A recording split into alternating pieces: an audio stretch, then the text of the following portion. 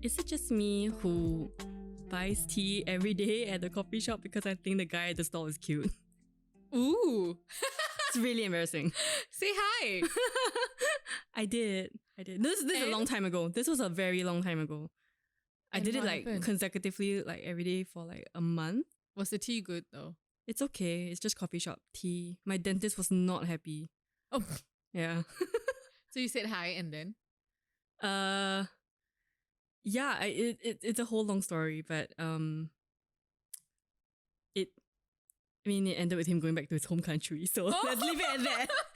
Oh no, it's a tragedy. I know. Okay, mine would be, is it just me who hates the word staycation?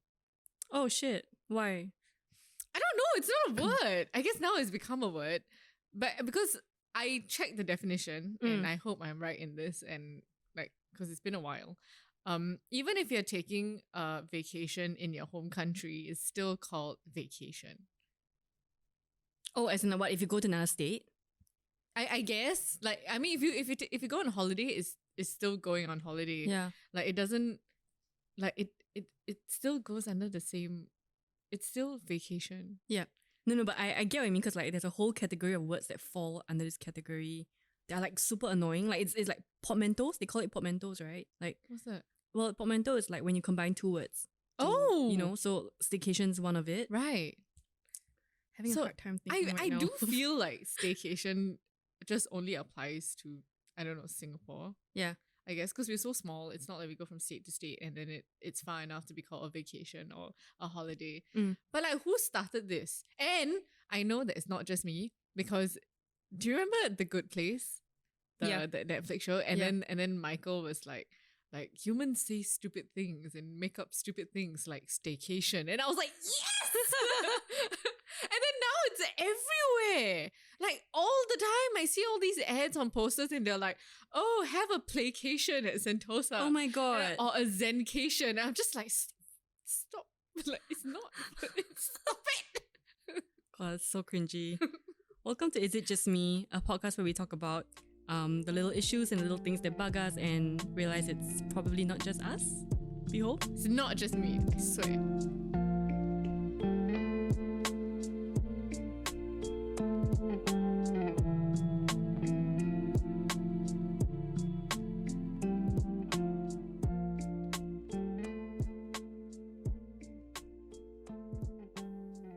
Is it just me who loses my shit reading the comment section? Oh my God. This is okay. Like by this point, it's just rhetorical questions, really, because like 100% not just us, and like everyone is just angry and all the time in the comment section. Like, let me just do this right. Like I recently read a news article. It's really depressing to talk about this, but it's about a guy who raped a woman at a fitness corner or something, like early in the morning, and the woman was in her 60s or so. So now that I told you the context, can you tell me what you think the comments are? Oh, I can guess. Like, which is awful that I know without looking, that they were probably saying things like, oh, she was so lucky to get anything at that age anyway, right? Yeah, bingo. Yeah. Like, how, like, I mean, okay, the fact that people are saying this is terrible and absolutely disgusting. And the fact that I knew that they were saying this, because I guess comments like this is so common that it's expected. Yeah. Like that's another thing too. It's practically a template by now. You know, like it's also the same kind of comments you see, and I think like that's one reason why like it just bugs me so much, because like it's just like this constant reminder that terrible people exist, or rather people can be terrible, you know. Right. I hope that woman is okay though. Just wanna put it out there. Yeah, it's awful. And you know, like even in terrible things like these, like people just love to like weigh in and joke or make like really insensitive comments, and I don't know what. Like, I think everyone has different reasons, right? I don't know if it's for attention. I don't know if it's because they want to feel clever, or they just want to be like part of the conversation. They just want to troll. So I think I mean, talking about this, I think it's a very broad issue because I think there's like a lot of different kinds of comments, right? A lot of categories. Like, so one, there's like what we talked about, people who like troll and make really insensitive jokes and stuff like that, almost like just to provoke. I guess there are people who just shares like opinions that differ from you. So that I guess that ranges from like maybe mildly annoying, depending on what the issue is. Yeah. And so what are the kinds of things that like tend to get to you the most? Okay, so before we begin, I do want to state that we are not exactly going to be diving into the content of these comments, but how we feel as consumers of these comments, right? Yeah. I do feel like there are a lot of good discussions on actual issues in general, but for today, we will be just talking about how it's like being exposed to that much conflict, I think. Yeah. I'm sorry, what was your question? What kind of comments tend to like get to you the most? I guess comments like that, comments that belittle the pain of others, comments that are just insensitive, mean, bullying, teasing, anything that really hurts another person really gets to me, especially things that are just completely unnecessary to say.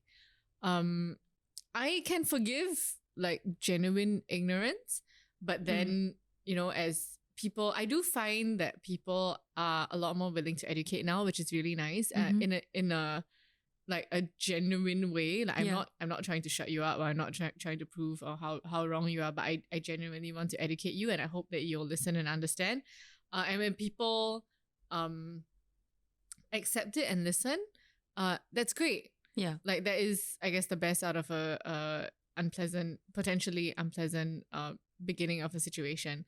But when people are educated and then choose to agree to disagree, I understand that differences in opinion exist, but I do feel like there are some issues where, to me, it's not okay to disagree. Like, for example, if you are racist, I don't think I can accept.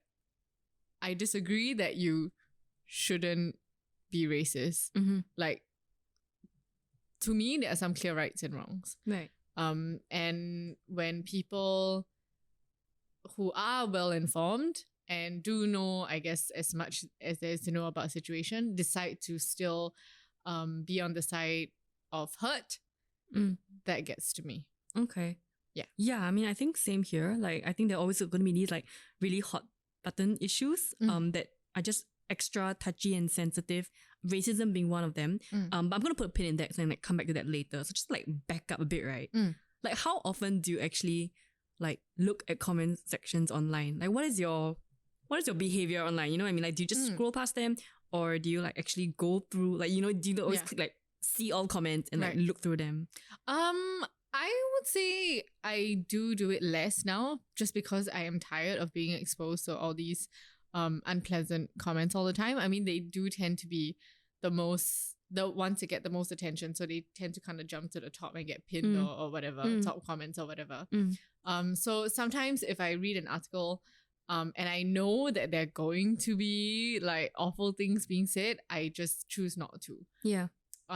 Sometimes if I know it's going to be good comments, like maybe it's like a cute video of a cat or a dog, then those are the ones that I like to see. So I guess after being exposed for so long, I can sort of guess or have a good idea of what the comment section is going to be like. Yeah. And sometimes if it's like a social issue, on maybe a reputable is a bit difficult nowadays, on a platform that has the potential to have a good discourse, then I might click on it. But then I think it's very easy to also very quickly see what the general mood is like, or what the general vibe and approach is like in the section. And if it's not what I'm looking for, then I just stop.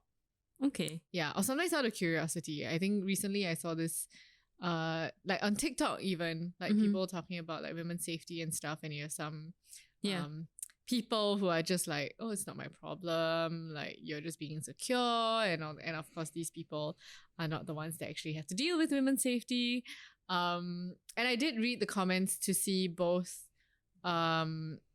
maybe the opinions of the people who have to deal with this problem, as well as the comments to people who don't, and then how they interact. Okay. Yeah. And how do they interact? Unfortunately, it was not the best in this particular situation, at least. Like the ones that, okay, so there were a couple of people and TikTokers that actually posted to educate. And maybe it was a little bit like sassy. I wouldn't even say it was rude. It was like, I really want to educate you. And honestly, the sass was just completely appropriate because like, this is an important thing. You're talking about people's safety here, and you know there are a million reports all the time on girls getting attacked, and raped and kidnapped and molested and whatever. Like it's not something to joke about. It's not funny. It's not a light-hearted conversation. And unfortunately, the person that she was directing her views to didn't really get it. Still was still like, nah, I don't really hear about this in my life, so it's not, I don't think it's a thing. Maybe it's just for you. Yeah. So then there were some other people who were like trying to kind of help the lesson. And it was just not getting through. Yeah. Yeah. Which then got me really hot and bothered, I guess. I guess that's the nature of a lot of like discussion online. Like people tend to, like when they comment, they just want to be heard and like they just want to put their opinion out there. They're not looking to actually really discuss like, you know, anything. So I think the fact is a lot of people aren't very, I mean, I think quite a lot of people aren't actually very open to hearing another opinion when they leave a comment. Yeah, and my friend actually, I was talking about this to my friend and he was sharing about this thing that he found called the bullshit asymmetry principle. So the amount of energy needed to refute bullshit is an order of magnitude bigger than to produce it. And then there's this really cute like comic, there's someone going, wait, I bet the moon's made of cheese. And then the other person is like, well, spectrographic analysis and orbit calculations suggest not. Plus, we built a rocket, took people there, and they couldn't eat the moon. And then the other guy goes, yeah, I'm still thinking cheese. So, you know, sometimes it's just a losing battle. Like sometimes the person is just determined not to accept any form of sense or anything else, whether it's sensible or not. Yeah, so I guess that has affected my comment reading habits. Okay. Like sometimes I just don't want to see. There is a lot of restraint. I like, cause I really need help on this front. Cause I don't know why I do it like to torture myself or like I'm just feeling, I don't know, almost like a sort of form of like a self-torture, like a sadism of sorts. Cause like sometimes when I see like a news article and I just know like it's the kind of article that's going to attract a lot of trolls or a lot of like comments that's going to piss me off. Like I actually actively go and look through the comment section. And then sometimes, I think it's even worse, sometimes when I open it and then I actually see like, I'm actually surprised by like, for example, if the comments aren't as bad as I thought it would be, like people are actually supportive or I don't know, you know, just being nice. I still scroll anyway to look for that one asshole in like a sea of nice people. And so I think back and like, I'm just trying to figure out why I do that because that is so not a very smart thing to do. So I feel like I also have done that before. And then as we were, you know, planning this episode, I was talking to more friends about it. And one of them was also saying, well, maybe it's because our brains are wired to look for problems so we can solve them. And it might also be similar to how fear tells us, you know, something is wrong. So it protects us. It's for survival. And this might be it. Like, you know, we are trying to find the problem so that we can solve it. Or think about it and think about how we can prevent that from being our problem. Like it gives us something to think about as compared to things that are agreeing with us. Then it's not something you would pay attention to because it's in line with everything that you already have. And to me, that was like, that makes so much more sense than like, maybe we're just sadistic. That makes sense. That definitely, I don't know what it says about me that I feel like what I thought was the case was like, you know how like when you feel angry about something and like you kind of want to just kind of take it out on something or like get it out in some way, like there's this sort of aggression, right? Yeah. And I was just wondering like, oh, is it because like I look at a newspaper article or like whatever it is, and it made me feel angry, and it's like I went out there like looking for a fight, right? You know, like which is why I kind of like actively like go through the comments looking for someone to reply, which I have to admit I used to. Like, Yeah? I like, so I used to be, I mean, I don't do it often, but I have definitely done it before where if I get really upset at the comment, I reply to tell off the person or to, in my head, like put them in their place, right? Yeah, but I have done it before too. yeah, I think it's really natural. I mean, obviously, clearly, like a lot of people do it because the comment section is full of this. But I mean, I guess over time, you do sort of wonder how productive is it? Are you just really adding noise to the whole thing, or like does it even actually help? And I think it's just honestly it's really tiring just being exposed to this constant Yeah, just it being is. having that access to it everywhere, like every online platform, anywhere you can imagine, there is bound to be like such things, I think, that we're exposed to. I think I definitely need to talk about like why, not why, but like how we deal with it, because it's definitely not going anywhere. Yeah, no, honestly, sometimes in some comment sections I've seen, both sides have a point, or maybe it can even be like an interesting discussion is being held, and it can be a positive experience. But if it's not moderated properly, or if either side or both sides are a bit on the extreme ends, then the tendency to come to a tense impasse becomes really high. Yeah. And at the end of it, if no one is listening, it's like a so what? Like this is just going to be a cause for conflict forever. So then what do we do about it? Don't know. So for me, there was one time it appeared on my feed. So it was actually on a friend posted something, and then two of her friends then started arguing in the comments, and she was like, please stop. Like, this is my page, it's a safe space for me. Like, I don't want this here. Like, you can either take it elsewhere, and also like I love you both. Like, I don't want like both of you to be arguing on my page. Yeah. And they didn't stop. Oh, actually, yeah. Shit. It went on for a few more rounds, I think. And she had to comment again, like, please stop. Like, this is not pleasant for me. It's making me uncomfortable. And I think eventually they did, but it was quite shocking to me that their argument was at that moment more important than both like of their friend. Yeah. Like feeling comfortable on homepage. And like respecting her online space. Yeah. Essentially, right? Yeah. Do you remember what the issue was about? Like, I don't. I'm sorry, I really don't. But I do remember also watching, like, I think a long time ago, like some video about like vegans versus meat eaters. And it was like, yes, y'all have good points, but both were just not willing to budge in any way. I'm not saying give up your principles and then jump to the other end, but like it was just, it just didn't end. And it was, I think because the problem is that when it gets unpleasant, right? Because you can disagree, but still be civil and polite. Yeah, it kind of became more and more heated as far as I can remember. And I don't remember an end because I don't think it did. Yeah. And I mean, if this is something that we see all the time, I can imagine as a consumer it gets a bit tiring and maybe even a bit hopeless to see people argue and have it result in nothing but tension and bad feelings. Yeah. So I guess it's a matter of how we manage it and what we do about it. Yeah, as a consumer.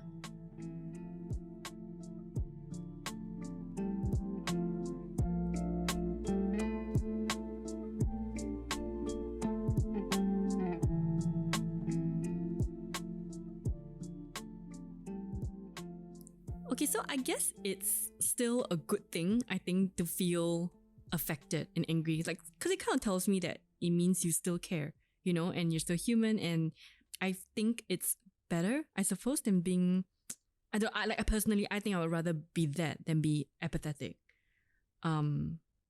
So I think it's just more of managing how I feel or how what I do, like with, or maybe like drawing boundaries and like restricting my access, like comments like that. I don't know, like I'm just spitballing here.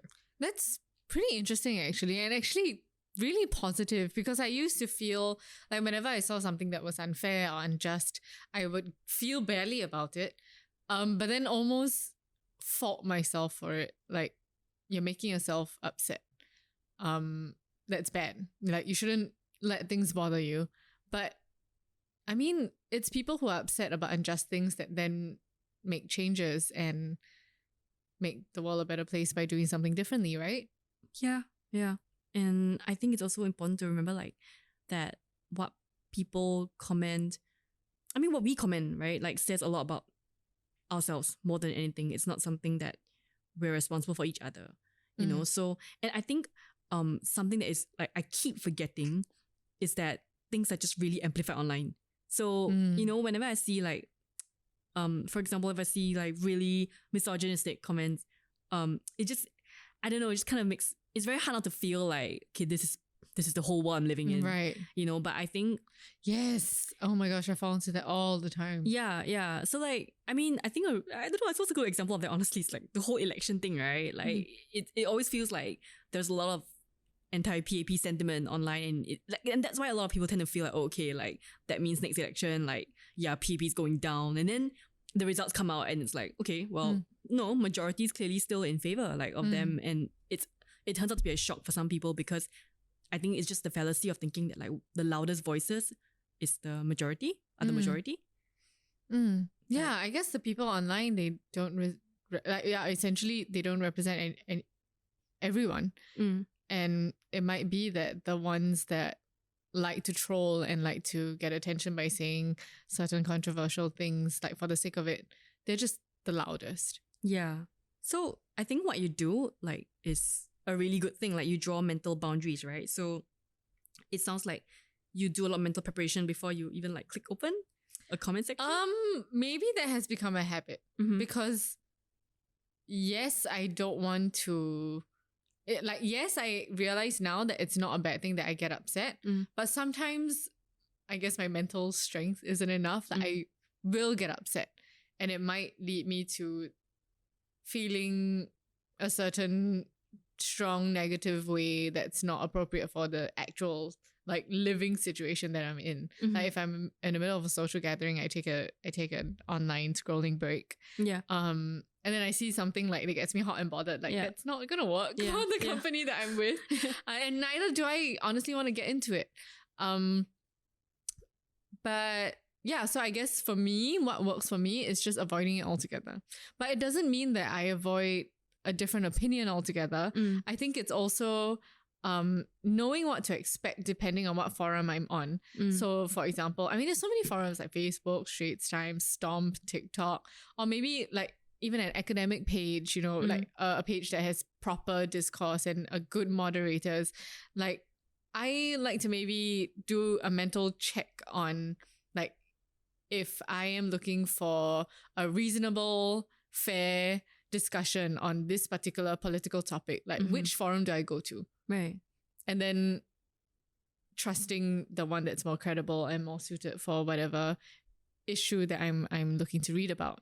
Okay. Yeah, so just being a bit more intentional, a bit more aware of where I'm getting my information from and what kind of opinions I'm kind of taking on. Yeah. Being more selective, I guess. Yes, exactly. Like, I mean, yeah, it could be anything like research papers, academic forums, news articles. Or if I want to have a more casual, fun time, then looking for maybe like the more wholesome content, like funny cat videos and relatable meme type things. Yeah. And then comments on that. Yeah. Or comments that I know will be funny. Yeah. Like sometimes you see a TikTok and that's like a little bit funny, and then you see the comment that's like super funny. And it can be like the stupid kind of funny. Yeah. But yeah, if that's what I want at the time, like I guess I can also kind of make the comments work for me in the sense where I can entertain myself by being picky. Yeah. If you get what I mean. Yeah. I have to say, I mean, props to, you know, people, but like comment section is not entirely like a complete cesspool. Like I think there's actually a lot of comic gold there. There are a lot of people with like really great sense of humor. Yeah, so I think also it's about like you said, just being selective about like which comment sections you feel like you're mentally ready, like you feel like you're in a mood to like look at. But you know, just going back to like talking about comments where it's not unpleasant and it's not a troll, right? Right. It's just someone with a different opinion. But it's a really it's an opinion that's very hard to accept. So let's just say, let's just say it's racism, right? And you do want to engage with the person, and talk to them without it escalating into a really ugly like fight. Right. So I think that is something you can still do. I think there are ways to go about that. Right. I feel like a rule of thumb like that's pretty safe to stick to is to always remember to like kind of just ask someone what makes them say what they said. I feel like why is always a very it's a very simple but I think it's a very effective question. Because I think it makes I think first of all it lets you learn like the other person's perspective. And second of all, I think if the person was really just saying something to be an asshole, like they won't be able to answer that, right? Like it's a question that involves you like really thinking through why you just like said what you just said. It involves you like really backing it up, right? So I think that's a pretty safe way to go, I suppose, if you do want to engage with someone. Yeah, like I actually learned a lot from this book I read called Nonviolent Communication. It's by this psychologist, I think, called Marshall Rosenberg. It's actually about like communication techniques for dealing with conflict, like with people, like, you know, your friends, family, like relationships, and how to, like the title says, like not let communication get violent. And he didn't mean violent like abusive or, you know, like or like rude. I think he meant emotional violence, which is, you know, sometimes we can say words that like really inflict pain on someone, even if you don't sound mean. So I think there were a couple of like tips that he gave, which I thought were actually really, really handy, even when you apply it to like online communication, like in like comment sections. So like number one, I think he said something about like to observe and recap. So the whole process, it should begin with very neutral observation. And what this means, like the easiest thing to do is to just recap what the person has said without any emotional input. And that means like you don't attach any judgment or story to your response, because you only see that through your own filter, right? Your own lens. So actually he gave a really, really, really great example, which is so relevant for like an online comment section. So I'm going to say what the first person says, and like it sounds exactly like a very typical comment you might see on the comment section. So it goes, we have to do something about the illegal immigrant problem because they're taking away our jobs and people like you don't care. So an example of like doing the observe and recap here is saying something like, okay, I'm hearing you say that you're worried about your job security and that other people in this country are ignoring that concern, which is essentially a rephrase of like what the guy said, but kind of like distilling it down to what he is actually like concerned about. Because I find when people tend to like say, lash out and say things like that, it's because it's to do with a concern that is very like personal to them, right? It's generally when people like, if you make a sweeping statement about like a whole group of people or like a whole race or like a whole category, chances are it's because you may have had a personal experience with, you know, someone from that group or whatever, right? Like, and so it kind of may stem from that. I think another thing he was suggesting was to make a request. So that could be in the form of like when I said, oh, you should just ask the person like why they said what they said. Another thing is, I think it just always works better when you engage with these people by asking a question or like sort of like, you know, like requesting something. So for example, if you go, hey, I'm just wondering if I understood you correctly. Like, do you mean that blah, blah, blah, blah, blah? Or, hey, like, would you mind just reading this article about this thing and like tell me what you think? So I think generally that helps to diffuse things a lot. So it does help to start a dialogue if that's what you want to do. But not let it feel like a confrontation. Right. And I guess it also kind of gives them an opportunity to feel like their input has value, and then maybe thinking through and making sure that what they're saying is of value. Yeah, exactly. So instead of just lashing out. Yeah.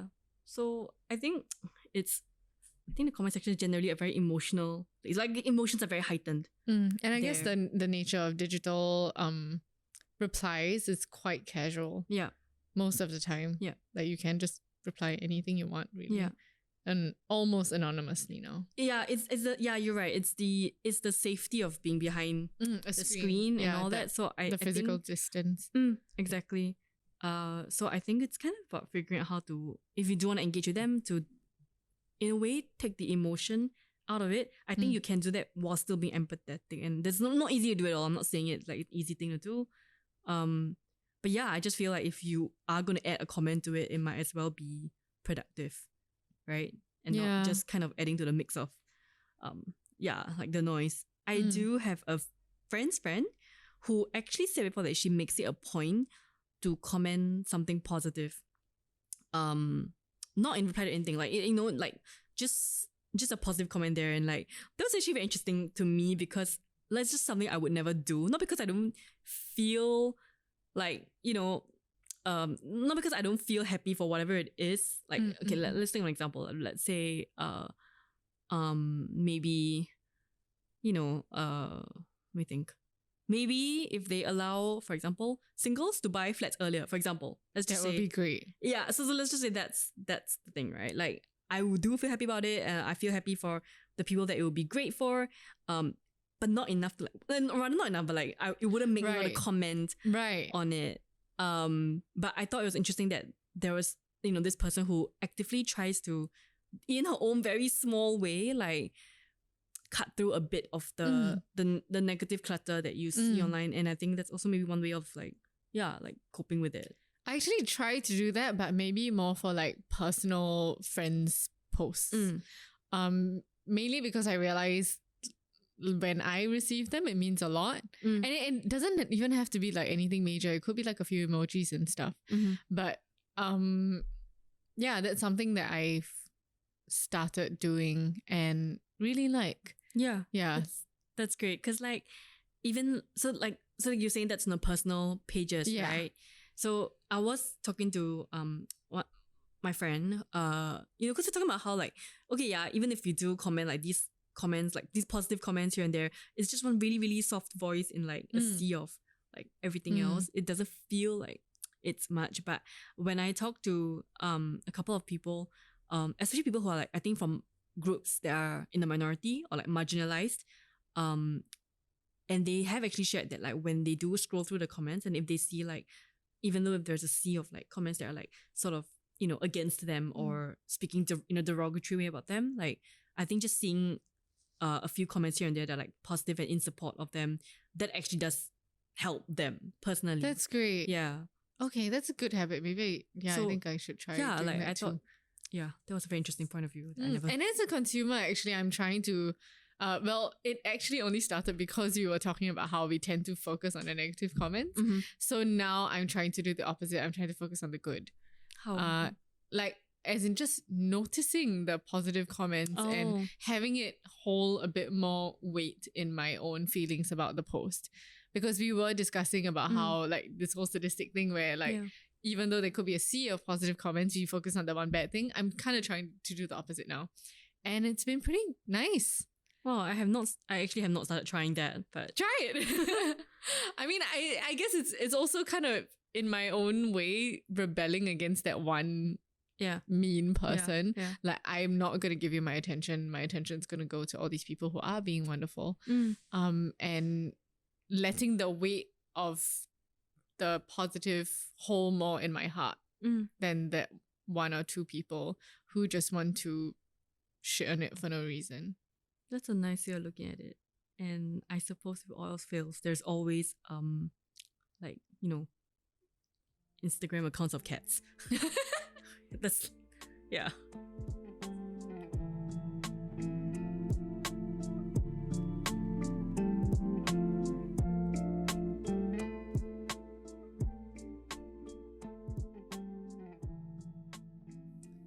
So to conclude today's episode, I think there will always be people who will disagree with you in matters big or small.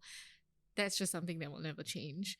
And the internet does make it too easy to be exposed to constant conflict. But managing what you're exposed to can help in filtering through the noise of a million gazillion opinions.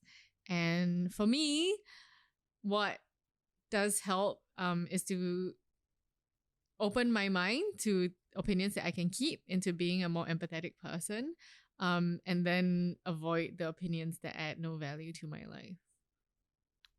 Okay, so like, which comment sections do you feel like are a good go-to place for, you know, when you need a break from the really terrible comment sections? Okay, guilty pleasure sometimes. Like, it really, like, the nonsense kind of TikTok comment. Yeah. Like, I really do enjoy the comment section of those. Like, where you just have people like saying like So just like TikToks in general. yeah, so I think there was this one TikTok about this person, I think in some country, like on holiday, eating street food. And then someone was like, oh my god, you can't eat the street food, like it's very unhygienic or something like that. And then another guy was like, then what do I eat? And then someone commented, my ass. And it's so stupid. But I really laughed. Wait, but like, okay, do you mean it like in like he meant to be mean way, but like No, I think like just based on the general tone of like that particular comment section. Yeah. Now, I think it was meant to be funny. Okay. Or like a bit trolly or like just the super like nonsense kind. Yeah. And I just thought it was hilarious. And that genuinely made me happy. But like on a more intellectual level, that's maybe not like a bit less stupid. I think Humans of New York is great. Oh, okay. Oh, yeah, that's a good point. Like, actually, that whole page is a miracle to me. Yeah. Yeah, because like, I feel like it's very easy to have like very wholesome comment sections for like pages about like babies and dogs and, you know, pets and whatever. But like, when you have a page that is like centered on humans, and to have like a relatively like wholesome, positive comment section is, it's a miracle. It really is. It really is. It's and it's so many different kinds of stories that are so different from the conventional goodness that we're kind of fed. Like I love that the guy who manages it, Brandon, like features people that I don't do really like things that you wouldn't expect, wouldn't think about of people doing, like whether they're escaping like terrible circumstances or taking a different kind of job that's not usually accepted in society, but giving them such a human voice and the details in their stories, you know, making it somehow relatable in the emotions that we share, and people responding well to that is so heartening. People are so supportive there. Yeah, insanely supportive. Another comment section I can think of is We Rate Dogs. So yeah, it's this like page where they just post like photos of dogs, and okay, it's literally as it sounds, like he just gives them a rating, and it's always a joke rating, like because it's out of 10, but like no dog gets like less than 10 because dogs are amazing. Aww. So it's always like at least like 12 or 13 out of 10. And I think it just started off as like a very cute thing, but I think over time, people, or rather like the page started posting about dogs that need medical help, or like, you know, they need funding to do this surgery and whatever, and like it gets funded in like mere minutes. Oh, that's wonderful. People actually like actively like, you know, they actually feel disappointed when they fail to like fund, like to contribute to like, you know, so once they see it's fully funded, they're like, oh man, I didn't get to like contribute. So like, yeah, that's the kind of energy there. So I feel like that's another really great go-to for me, like when I want to see happy stuff. Right. Yeah, and just, you know, kind of believe that man is good again. That's lovely. Yeah. Yeah, so I guess these are like go-to pages. Honestly, I feel I wish I had more. I don't really at the moment. Honestly, yeah. There's well, there used to be a page, do you remember, called Gives Me Hope? It's kind of like the opposite of F My Life. Yep. Which is also a bit of a guilty pleasure sometimes. Yeah, I do think there was one that that focused on like posting good news or something like that. I will say though that it's interesting because I do find myself thinking, okay, but if these were all the pages I looked at, I'd be very bored. And you know, like I do feel like a bit of balance is nice. So I think it's just about knowing when to look at what. Yeah, and really figuring out the balance that works for you. Like, I mean, I don't want you to be bored, but I don't want you to be like mad 24/7. Yeah, of course. So thanks for listening. Yeah, to our conflicted feelings about conflict.